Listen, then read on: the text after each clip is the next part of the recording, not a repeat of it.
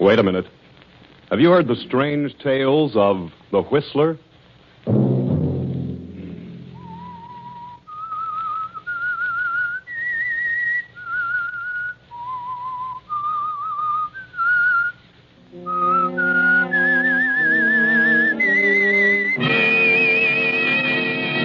I'm the Whistler. I may be the district attorney, but if my son is guilty, he can pay the penalty like anyone else. I'll prosecute him. Then, Blake, I'll start on you.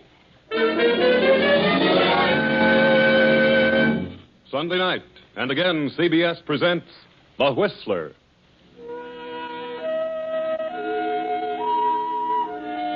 I, the Whistler, know many things, for I walk by night. I know many strange tales, many secrets hidden in the hearts of men and women who have stepped into the shadows. And so I tell you tonight the unusual story of the Weakling. Young Clyde Banning, son of District Attorney Banning, steps out of a nightclub following a gay New Year's Eve party. An expensive limousine pulls up to the curb, and Clyde gets in. Clyde has done some careless driving lately, had his driver's license revoked, and is now forced to be driven about by Rawlins, the family chauffeur. Where to now, Mr. Banning? Let's go home, Rawlings. Not yet, Clyde. Hey, look.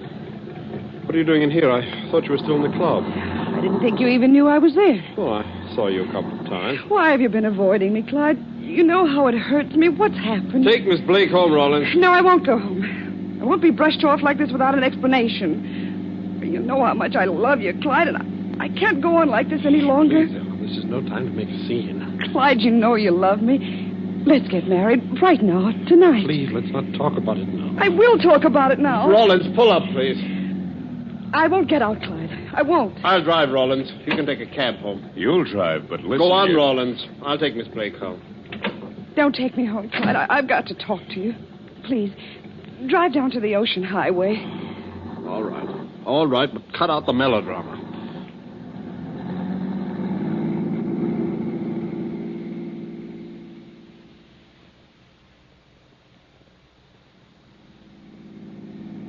Why have you changed so, Clyde? Why can't we get married? You know as well as I. My father is district attorney, and he's out to crack that graft situation wide open. He knows who the big boss of the racket is, and he's going to get his scalp, send him to the pen. But what's that to do with us? You know that Jim Blake is the big boss. Your own father. But we have our own lives to live. If I married you, Dad would throw me out on my ear. What, of Dad, we could get along? How? Your father won't have a dime when this is over. Besides, Dad is up for re-election. How would it look? D.A.'s son marries convict's daughter. I thought you really loved me. Well, I've always liked you, Ellen, but it just won't work. It isn't fair to Dad. Then you don't want to marry me? I've told you how I feel about it. What a ridiculous fool I've been. Now, don't start that hysterical stuff. I've again. hoped against hope that you weren't trying to get rid of me, but now I know. You're a low, spineless jellyfish. You didn't love me. You couldn't. Stop shouting. I won't stop. I wish everyone could hear me. Could know what a despicable rotter you are. Shut up! No, stop it, you little fool. Ellen! Good Lord! Ellen! Ellen! Oh, Lord. Her face. Ellen. Ellen, darling. Better get a doctor. Maybe she... No, shouldn't move her. Yes, that's it. Get help.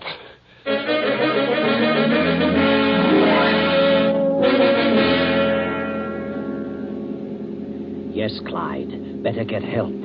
There, just ahead, the low lights of a service station. Hurry, Clyde. Maybe she's still alive. What's the trouble, Clyde? You're slowing down. Well, they might think I did it. Think I pushed her out. She's dead. She must be. No one knows. Better drive on. You've passed it now, Clyde. You've really fixed things now. You should have stopped. Clyde's fear increases with every mile. He slips the car into the garage and hurries quietly to his room. But he doesn't sleep, not a wink. His head throbs, and with every thump of his heart, Ellen's words ring in his ears. Low, spineless jellyfish. Low, spineless jellyfish. Ellen, please, I didn't mean it. Forgive me, please.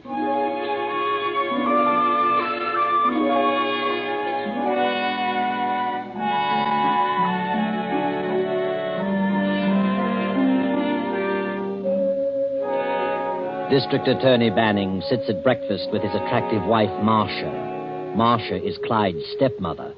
The district attorney scans his morning paper as Clyde, pale and worn, slips into his place at the table. What do you think of that? What is it, Henry? Jim Blake's daughter was found dead on the Ocean Highway early this morning. Oh, they found on the Ocean Highway? Oh, good morning, son. How have you been? Oh, I guess I overslept. Really? Looks as though you hadn't slept at all. Have a big evening? Too much champagne? No. Gee, that's terrible about Blake's daughter. What happened to her? I think she was thrown out of a car. Probably some enemy of Blake's. I dare say he has plenty. Thrown out? Does it say that? Yes. Well, I'd better go down to the office. Well, maybe she jumped out. Not likely. Venture to say she was pushed out, all right. Why don't you have some coffee, Clyde? Help that hangover. I haven't got a hangover. What the name of heaven's wrong with you? You better take some aspirin, son. Go back to bed. Well, you're going to the office today? It's New Year's Day. Never go down there on a holiday. Going down for an hour or so. Will it upset your plans, by any chance? Haven't got any plans. And what's bothering you? Something's wrong with you, Clyde. Nothing's wrong with me, and nothing's bothering Just a me. moment. Who are you shouting What? at? I'm not shouting at. I think you'd better go on back to your room. Go to bed. You're a bit too unpleasant to suit me. I'm sorry. Sorry, Marcia. That's all right, darling. I'll feel all right after a while. I guess I did have too much champagne. Never seen Clyde like this. Well, you've only been around him a year, Marcia. He's a moody type, has spells, but he's a good boy. You'll learn all his little quirks in time. Well, I'll run along, darling. Be back in an hour or so.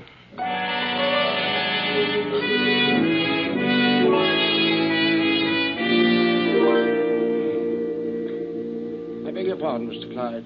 Yes? What is it, Thompson? Rollins, the chauffeur, would like to see you, sir. Oh, yes? All right, send him in. He'd see you, Rollins. What do you want, Roland? I'd like to have a little talk with you, Clyde. Yeah? What's on your mind? Where did you go last night after you dismissed me? What business is that of yours? Well, I just thought I'd ask you. Got in around 2:30, didn't you, Clyde? What of it? Thought maybe you knew what happened to Ellen Blake. I took her home. What happened after that, I don't know. She kind of put the pressure on you, didn't she? What do you mean? I heard her. Heard every word you both said. She said she was determined to get married. So what? Well, it wouldn't be so good for you if I was to tell about last night. No? Oh, you made a big mistake when you let me out of that car. If you let me drive her home, why, you might not be in this jam. Who said I was in a jam? I say so. What if you do tell what you know? That doesn't prove anything. Oh, I got better proof than that. What? Ellen Blake's handbag. I found it in the car this morning. Here it is. What? Her initials on it, some personal effects inside. Oh, yeah? Now, I'm the only one who knows about all this. If I talk, you're certain to get a rope around your neck. I didn't kill her. She jumped out. Yeah? Can you prove that? No. If I tell about the argument and establish the time, you wouldn't have a chance. I didn't kill her, I tell you. How'd you like trying convincing a jury on that? No. Well. But you know, I don't have to say a word about it, Clyde. Why should you? It all depends on you. What do you want? Oh, I could use a little money. How much? $2,000 or $3,000. What? Where would I get that much? You get a nice allowance every month. You're a dirty rat, Rollins. I didn't like your looks when you came here 3 weeks ago. I thought you looked like a crook. I'll have you fired. I don't think you will. You can't afford to. Do I get the handbag? No, not until you pay off in full. Suppose I tell you to go to the devil. And you'll be in jail within an hour. I mean business. Okay. Okay, I'll pay as much as I can each month. I don't want to wait too long. I'll try to get it as soon as possible. I want that handbag. You'll get it, kid. When I get the $3,000.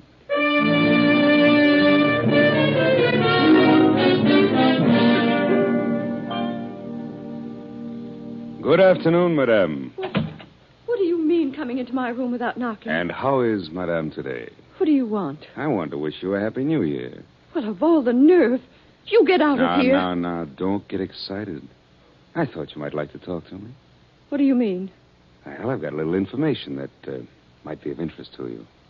Information? What are you talking about? I'm talking about Clyde. What about him? Well, I was just wondering what would happen if your husband had to prosecute his own son for the murder of the daughter of the man he's out to break. Are you crazy? What do you mean? Clyde murdered Ellen Blake. Threw her out of the car. What? How do you know that? She was in love with Clyde. He was trying to shake her. I drove them away from a nightclub last evening. They had a very serious argument. And then he let me out and drove the car himself. That doesn't mean anything. Ellen Blake was killed about 1 a.m. Clyde came in about 2. Good heavens. This morning I found this handbag in the car. It's Ellen Blake's. If I were to tell what I know about it and produce his handbag, Clyde would have a rope placed around his neck by his own father. I doubt very much that the DA would ever be reelected. How could Clyde do such a thing? Well, he lost his head. She was pretty insistent. But you don't have to say anything about this. Oh, I wouldn't have to. If this came out, Henry would be ruined. That's just what I mean. Now, you wouldn't want that to happen, would you? No. And it's all up to you. Up to me? Yes, if I cover up a murder, it might affect my conscience. I might worry a lot. But my conscience might be sad. What do you want? Well, it ought to be worth about $3,000. Why, that's ridiculous. I have no such amount. Then get it. How could I explain what I wanted with $3,000? That's your worry, not mine, baby. Do you know what they can do to you for blackmail? No, this isn't blackmail, honey. No, I'm not threatening to divulge someone's past. It's bigger than that. As a matter of fact, you're going to bribe me to withhold a piece of important evidence. So you see, I hold the aces. Get out of here. Get out. Okay. But I know somebody who has a lot of dough, and I'd just as soon turn the information over to Blake as anyone else. I just want to give you a break. How about this diamond bracelet? Oh, yeah, that'll help. But it'll be hard to get rid of. I'd rather have cash. All right, I'll give you these diamonds, and you can hold them until I get the cash. Fair enough. Hand them over. Thanks. You know, I thought that you'd see things in the right way. Goodbye, honey. Get out of here. You rotten thief. Oh, listen to her. As the days pass, Clyde and Marcia are both turning over every cent they can get hold of to Rawlins. But the going is difficult, and Rawlins becomes more insistent. And one day, Clyde gets a message to visit the big boss, Jim Blake, Ellen's father. I was told you wanted to see me, Mr. Blake. Yeah. Sit down, kid. Thank you. Everything working out all right? What do you mean? You look a little worried, kid. I thought maybe something was disturbing your sleep. Oh, well, I've been having headaches. I think it's my eyes. Been seeing things, have you? In the dark? No, I haven't been seeing things. I don't know what you're getting at, but nothing's bothering me. Just when was it that you started meeting my daughter, Ellen? I don't know what you mean. Quit playing dumb. I found out about it today. Who told you such a thing? Does your father know about you and Ellen? I'll bet not. Now, look here.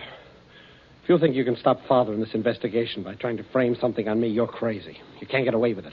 I'll spill the whole thing. Oh, you will? Yes, I will. You're a crook. When my father gets through with you, you'll be behind the bars for the rest of your life. When I'm put behind bars, kids, you'll be dangling from the end of a rope. What are you trying to accuse me of? The murder of my daughter. I didn't kill her. Can you prove that? There's no proof that I did. I've got a witness, kid, and he's ready to talk when I say the word. Witness? That's ridiculous. Why should I want to kill Ellen? Because she was in love with you, and you wanted to shake her because you were afraid your father would kick if you married her. Your father's out to get me, and I'm determined to beat him to the draw. I didn't kill her, I tell you. Ellen left that nightclub with your car New Year's Eve. You had an argument. She wanted to get married. When she got too insistent, you dismissed the chauffeur and drove the car yourself.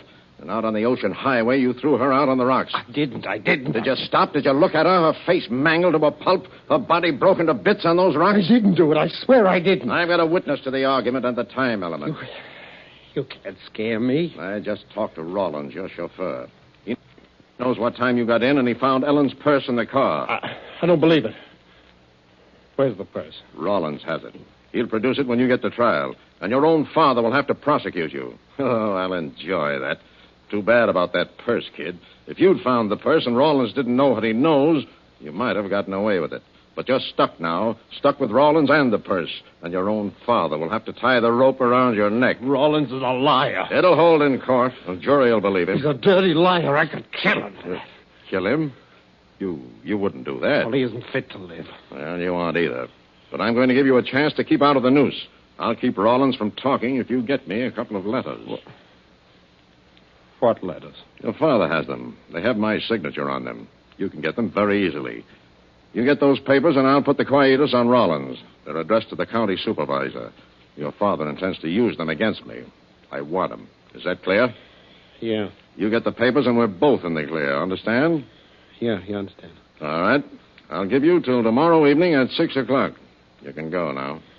Yeah. Remember, 6 o'clock tomorrow night.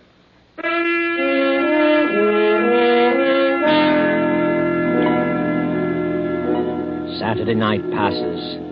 Then Sunday dawns with the most startling discovery. Rawlins, the chauffeur, has been found dead, shot to death in his apartment over the garage. No evidence is discovered, no weapon, no fingerprints, nothing. Now it is late afternoon. Oh, this is a fine mess. A murder in my own home. Everything will come out all right, Henry. You're certain to find the person who did it. Oh, yes, he may have had some enemies. After all, we know very little about him. He'd only been here a short while. Don't you understand? I'm the district attorney. Murder has been committed in my own home. Why, if I can't bring this to a solution, I'll be a laughingstock. I'll never be reelected. We're trying to help you, Henry. Oh, certainly, yeah. I don't know what I'm going to do, but this has got to be kept from the police department. Once they get into it, it'll be plastered all over the front pages of every newspaper in town. Yes, I'll have to handle this from my own office. Well, neither one of us has been out of the house, and we haven't told anyone. What are you worried about? Surely, a man like Rawlins could have had many enemies. Who knows what he'd been mixed up in? Captain Stone to see you, Mr. Banning. Captain... Oh, yes, I was afraid of that. All right. Show him in. Good afternoon, Mr. Banning. Oh, good afternoon, Captain Stone. Well, what are you doing out this way? We heard about your chauffeur. Really? And who told you? Oh, friend. Body hasn't been moved, has it? No, Inspector Stone, it hasn't. Mm-hmm. Still in the room over the garage. Well, come on, Skelton. Let's have a look. You don't mind, do you, Mr. Banning? Why, no. No, of course not. Well, thank you. We'll be back in a moment. All right. You know, I've got a strange feeling that Jim Blake knows something about this. Blake?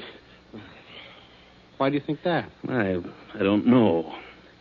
He's just the type to think of something like this. Yes, a perfect setup for him. A murder in my own home. Nothing would please him better. Why would Blake resort to anything like this? Why? Because my dear Blake is in a tough spot. Yes. The more I think about it, the more right I think I am. Well, I'm going to have a talk with him. Well, I don't think Blake had anything to do with it. Really? What do you know about it? Well, nothing, Father. Then please allow me to handle this in my own way. Henry, why must you be so harsh? I'm sorry, Father, but I think you should keep away from Blake. Why? I don't know. I just think you should. Yes. Well, when I want your opinion, son, I'll ask for it.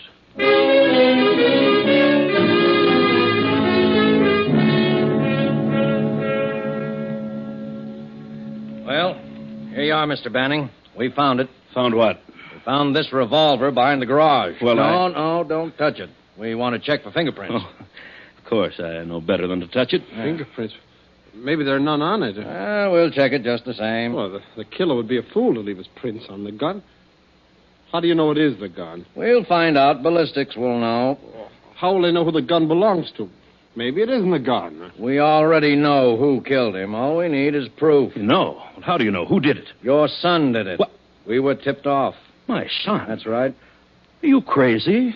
Why should Clyde kill him? He hardly knew him. Look, Mr. Banning, you think I'd come to your house snooping around unless I had a very good reason? Where did you get your tip? Well, I'd rather not say. Who's his friend? Come on, you'd better tell me. I'll bring it out eventually. All I know is that we were tipped off about the murder and told who did it. Your son threatened to kill Rawlins. Who told you that? Jim Blake. He heard him say it. Where did you see Blake, Clyde? Oh, I don't know what they mean. Ask Jim Blake. Come on, Skelton. Let's check that gun with ballistics.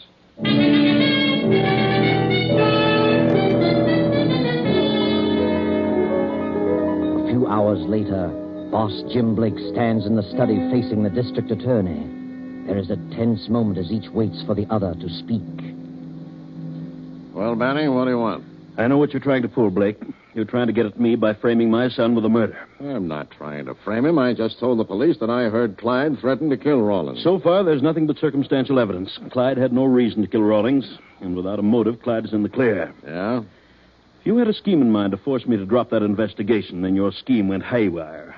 You pulled a boner. What do you mean, boner? If Clyde had threatened Rawlins' life, the natural thing for a man in your situation to have done was to approach me instead of the police. Why? Well, you wanted those letters, didn't you? How could you possibly make a deal for those letters now that you've made your information public? I'm way ahead of you, Banning. I'm not so dumb as all that. I'm still holding the aces. What aces? The ones I'll throw down for the letters. I think you're bluffing, Blake. I know why Clyde killed Rawlins. I can supply the motive. I'll admit that without the motive, he'd be in the clear. But if I spilled the motive, he'd crack in 5 minutes. I still think you're bluffing. I know you've got a cinch case against me with those letters. But with what I know, I've got a cinch case against your son that will send him to the gallows. Not only that, but if I do spill it, you wouldn't dare show your face in this town again. Sounds pretty gruesome. I can't imagine what it could possibly be. I'll say you can't. Clyde is really in it up to his neck. You really think he's guilty? Certainly, but whether he is or not, he had the motive. And the motive for killing Rawlins will lead to something that can be definitely proved. You mean material evidence? I do. So in order to prosecute me, you'll be forced to prosecute your own son. I'll see to that. Now, you hand over those letters, and we'll all be in the clear. Believe me, Banning, I'm not bluffing. Blake, if you're telling the truth, then we're both in a very unfortunate position. You're a crook, and I happen to be a stickler for duty. I can't be bribed. You mean you'd actually prosecute your own son? I do. And if he's guilty, he can take the consequences. I don't believe he is, but I know you are. I think you're crazy. And I still think you're bluffing. Try me. I'll call your bluff. All right, but you'll change your mind, Banning. If you don't, you're a bigger fool than I've ever come across. Let's have it. Get your son in here. All right. Marcia, bring Clyde in here. Yes, Henry. What a sap you are, Banning. Over a couple of punk letters. Duty. Lad of bourgeois. You want me, Father? Oh, you can come in too, Marcia. Yes, Henry. What are you doing here? Well, kid, I've been having a little chat with your righteous father. He sent for me. He's a little stupid. He wants to be enlightened. Maybe you can help him. Yeah? Clyde, I understand you paid a visit to Mr. Blake. Huh? Go on. Better tell him, Clyde. What were you doing there, Clyde? Well, Blake sent for me. Why? Well, he wanted to talk to me. What about? Well, about... What's he been saying? I told him what you said to me. Said about what? About Rawlins. What did I say about Rollins? What did you say, Clyde? Nothing. He's lying. Lying about what? We haven't said anything yet. He tried to get me to steal something. Steal something? Now we're getting someplace. Wanted you to steal some letters out of my safe. Yes. He offered me a lot of money. Money? I didn't even mention money. I didn't have Yes, to. he did. What inducement would money be to you, Clyde? You always get everything you want. I offered you something better than money, kid. What was it, Clyde? He threatened me. Threatened to kill me. How do you like that? You're in a tough spot, kid. You better start talking. You threatened to kill Rollins. I did not. I heard you. Why did you make that threat? Well, I was just talking. I didn't mean it. I couldn't kill anybody. But you did say it. But I didn't mean it. What had you done? What did he know? Something prompted you to say it. Now, what was it? Nothing. I haven't done anything. You killed Rollins. You said you would. I didn't kill him. You killed him to shut his mouth. What did he know, Clyde? Blake's lying. He's just trying to scare me. I'll scare you. You killed Rollins to keep him from telling what he knew about you and my daughter, Ellen. What? Your daughter? She was in love with Clyde and wanted him to marry her. He tried to shake her, but when she got too insistent, he threw her out of his car, murdered her. I did not. I didn't. Rollins heard them arguing. Clyde dismissed him and drove the car himself. Rollins found Ellen's purse in the car next morning. Rollins told He's me. lying. I told him Rollins wouldn't talk if Clyde got me the letters, but he killed Rollins instead. Was Ellen Blake in your car the night she died? Yes. Did you dismiss the chauffeur? Yes, but I didn't kill her. She jumped out. She jumped out deliberately. Why didn't you tell this? I was going to, but then I got afraid they'd think I killed her. Rollins tried to blackmail Clyde, then double-crossed Clyde and came to me. Where's the purse? Clyde probably has it. That's why he killed him. I haven't got it. I don't know where it is. I couldn't find it. Then you were in Rollins' apartment over the garage. Yes, but I didn't kill him. I didn't kill I Ellen. believe you. Yeah? Now, what do you have to say, Mr. Banning? Do I hold the aces? No. I'll bring it to trial. I'll find that purse, if there is a purse. And if he's proven guilty, he can pay the penalty like anyone else. And then, Blake, I'll start on you. You're a fool, Banning. You're crazy. Come in. Well, here we are, Mr. Banning. Got quite a bit of dope on this Rawlins killing. What now? There were no fingerprints on that gun, but it was definitely the murder weapon. Ballistics checked it. Well, still doesn't prove my son fired the gun. That's right. But we did manage to trace the original ownership. And what did you learn? Well, here it is. The gun was purchased 4 years ago in Seattle By whom? by Patricia Rawlins. Patricia Rawlins. Mm-hmm. Did you check on Patricia Rawlins? Who was she? Yeah, we checked on her. We also checked on Rawlins. Patricia Rawlins was your chauffeur's wife. They both have a police record. Rawlins was a confidence man, 3 convictions. His wife, Patricia, was implicated as an accomplice. Anything else? Yes, Rawlins disappeared into Mexico 3 years ago. Finally turned up here. Rawlins must have had the gun in his possession. Or the wife had it. In which case, she could have killed him. Quite possible. You'd better try to locate the wife. Oh, here's a picture. We should be able to locate her without much trouble. What do you mean? Good Lord. Marcia, Yes, Henry. look at this photo. Do you know who this is? Yes, Henry. Sorry, Mrs. Banning. We'll check your fingerprints with these on police record just to make sure. You don't need to check them. They're mine. Marcia, don't. Why not, Clyde? It doesn't prove anything. Maybe somebody got into the apartment and killed him with his own gun. That's just what happened. He did have the gun, but I killed him. 3 years ago, he deserted me. Later, I heard he was dead. Then after I'd married Henry, he turned up here. I knew what he was going to do eventually. But I was in love with Henry. Then when he found the purse, he used it to blackmail me. And when he double-crossed both Clyde and me by going to Blake, we determined to get the purse. But he caught us ransacking his apartment. He pulled the gun and struck me. We all fought for it. Clyde wrestled with him, and I got the gun and shot him. Why did you tell Marcia? Why? Why not? It doesn't matter now. Tell me, did she shoot in self-defense, Clyde? Certainly, he'd have killed us both. Well, that will clear you of the Rawlins charge. But what about Ellen? He still killed Ellen. Captain Stone, there's a missing purse. Ellen Blake's purse. I want it. You can start looking in Rawlins' apartment. I'm going through with this, Blake, regardless of the consequences. Take a look at him, Captain. A man who'd sacrifice his own son, his own life, for a couple of measly little letters. What a sap. But District Attorney Banning, a determined man, goes through with his promise. The case against his son is in preparation. The day of the opening of the trial is set. Then the missing purse is found, and in it is a note to Clyde, written and signed by Ellen Blake. Go on, read it, Clyde. Dearest Clyde, I've tried every way to reach you. I know now that you've been avoiding me. I can't go on. I know your faults, but I love you. I can't help it. So I'm going to kill myself. I don't know how, but some way will present itself. Goodbye, Clyde. I hope you find the happiness I've been denied. I love you, Ellen. Well, there you are. Ellen Blake did jump from Clyde's car.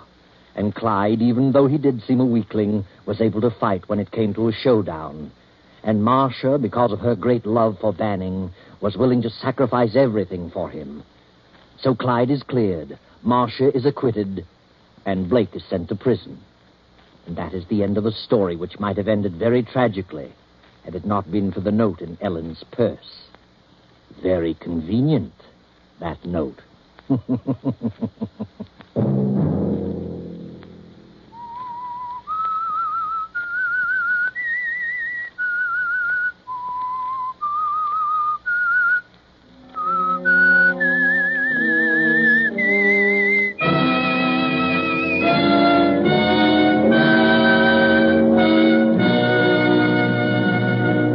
CBS has presented The Whistler.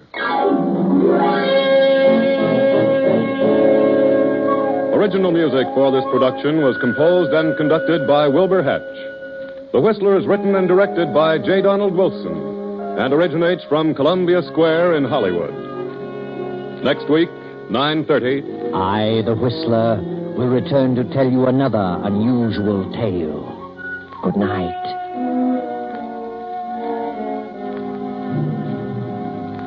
This is the Columbia Broadcasting System.